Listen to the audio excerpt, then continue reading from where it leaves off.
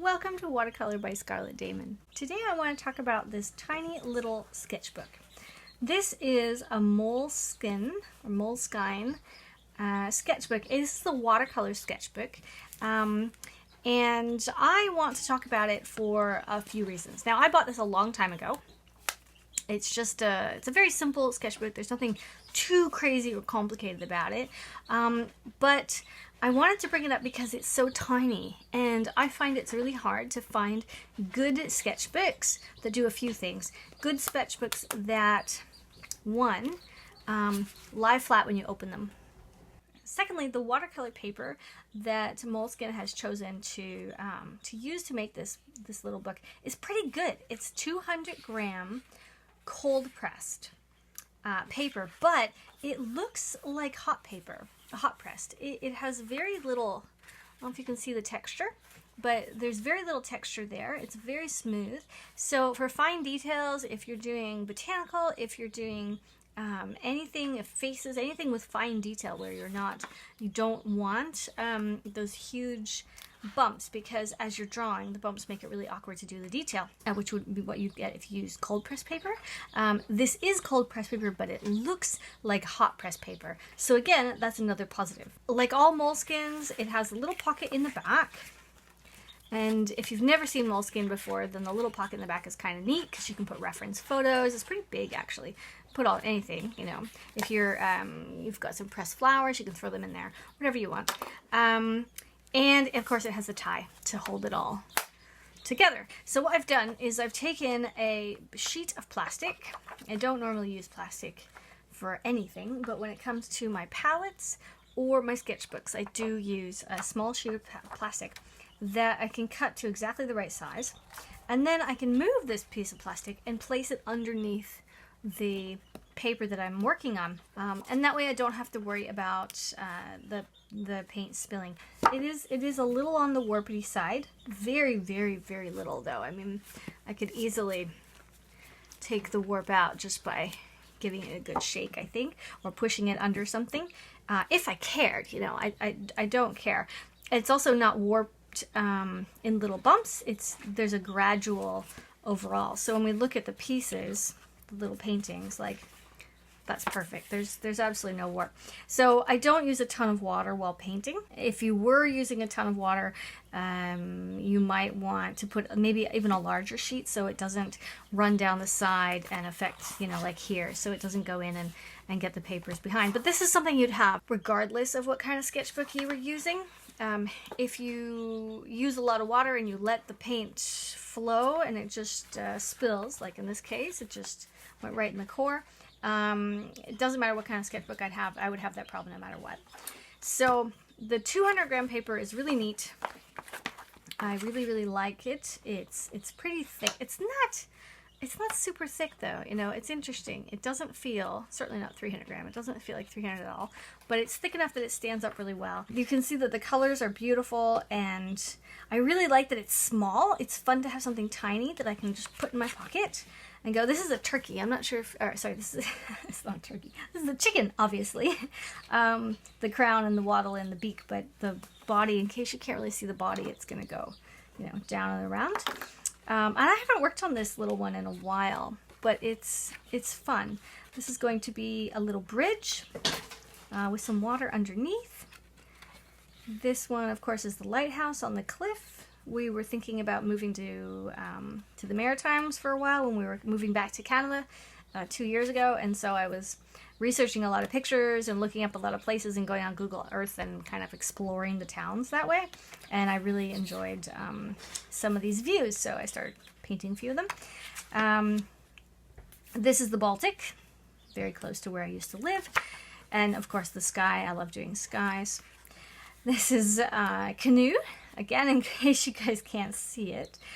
So here, on the very first page, this is what I feel. This is what a normal sketchbook tends to look like. The two first pages are glued together, and see how they're they're pulling, so I'd have to push that flat down, and if I was doing that with every single page, it gets really annoying. So when I'm looking for a sketchbook, it doesn't have to be a Moleskine sketchbook that I would go out and buy. I have lots of sketchbooks. I do really like this one. It's awesome. The size is great. The texture is wonderful. The quality of the paper is fantastic. But like I said, my favorite thing is that it opens flat.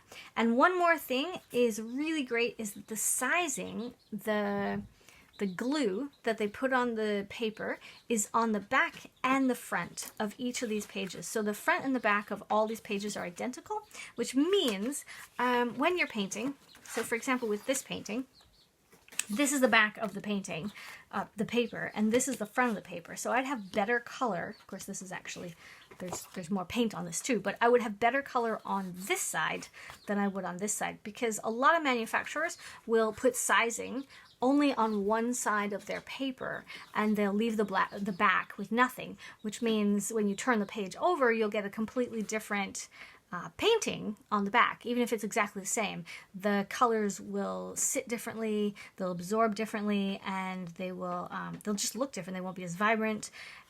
It's not bad. It's totally doable, and often I'll paint on the wrong side and then look at my painting afterwards and go, yeah, that's totally on the wrong side. I can see that the colors didn't really come in after it dried. I can tell that it's not right.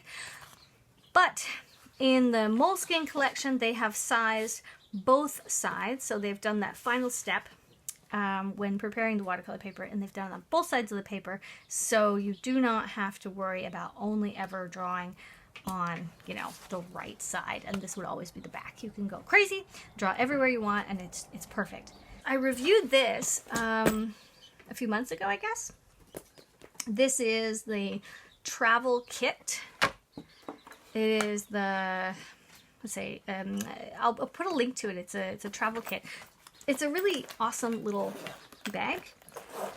It's very purse-like. It has some brushes. These are my brushes. It doesn't come with these brushes. It does, of course, come with a water flask, and it comes with 2 little water holders.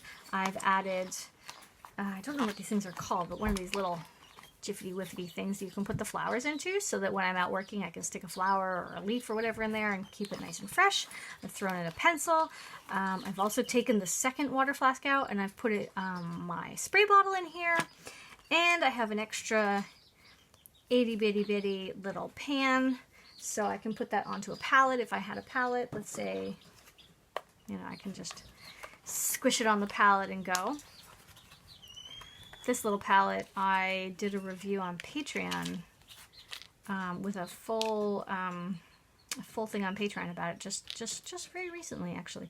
So I would be able to put this pan on here, and then I could go, and I wouldn't need to take a larger water container with me. But the Moleskine Small, this is the pocket version, it fits right here, and that is really, really cool.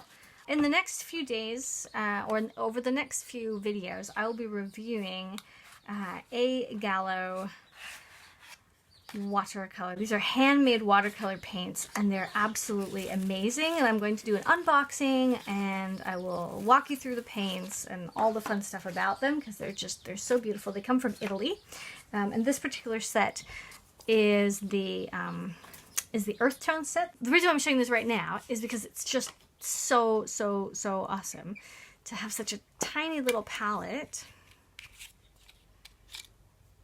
with 6 colors. How great is that? Ah, I love it. I love it so much. And that would fit right here. Perfect.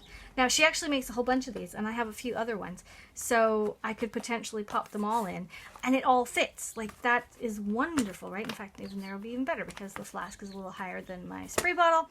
I have other spray bottles. You can get them everywhere. I have spray bottles that are more like pens. It would take up less space, and I could even put 2 in here if I wanted to. So taking something like this gorgeous watercolor set, I'll put her information at the bottom. And I understand the whole concept behind making handmade paints, because I make my own paints. In fact, I have a few sitting on my desk. Oh, there. These ones I made not too long ago. This one is made with coffee. It's actual coffee beans that have been ground down. And this, of course, is made with a pigment, and it's a mix of pigments, and there's way too much honey in this. This one was a failed batch. It's not perfect. It needs to go in the dehydrator, and I'm thinking I will just try to start over. But the coffee one is amazing. So I do understand the process. I have all the tools. Making handmade paints is a real labor of love.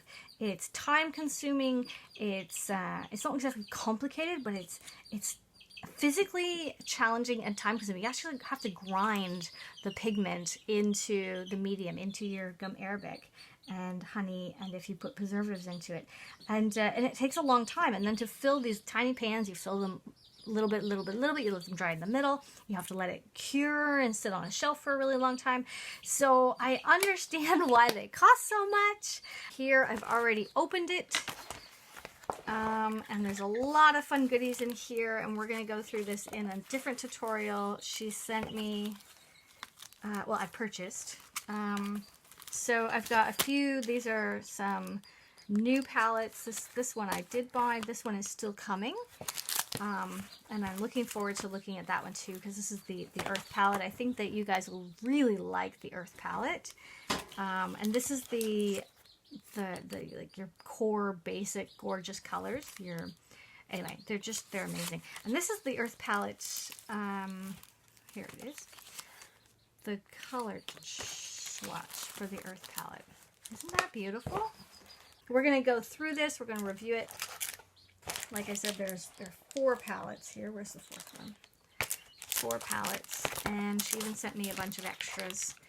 And we'll also look at that. And we're going to make some charts for all this. So this is a whole other thing. All the extras and the downloadable charts. You know, so when I make some of these will all be available for you guys on Patreon if you want to see any of that. There's downloadables for all of my videos on my Patreon account. And speaking of my Patreon, I would also like to mention that it is not just about rewards. There are class assignments. So if you guys are interested in learning more and you're super excited about painting and you want to get into it more, check out my class assignments. Check out my Patreon page and join in and start doing the class assignments. I put a ton of effort into them. There's a lot of them out there. There's a lot of them on Patreon, and I think you guys will really enjoy, certainly the patrons I have are really enjoying doing the class assignments. Thank you very much for watching, and a super duper awesome thank you to all my supporters. You guys are amazing. You make this so possible, and you, more than making it possible, you guys, it's like a pat on the back, and I really appreciate having that support, that extra bit of support in a different way. So I'm going to go ahead and paint 1 or 2 of these, and I think I'm going to put my final painting on Patreon, because this tutorial, or this little video, was really about my Moleskine. If you guys are interested in a walkthrough of any of my sketchbooks, let me know in the comments below. This one doesn't have a lot in it, but I am going to start filling it up because it's going to be coming with me in my little travel case. Yeah, so let me know if you're interested, because I do have other sketchbooks and I wouldn't mind showing you guys some stuff. Thanks for watching. I'm Scarlett, and I'll see you in the next episode. Toodaloo!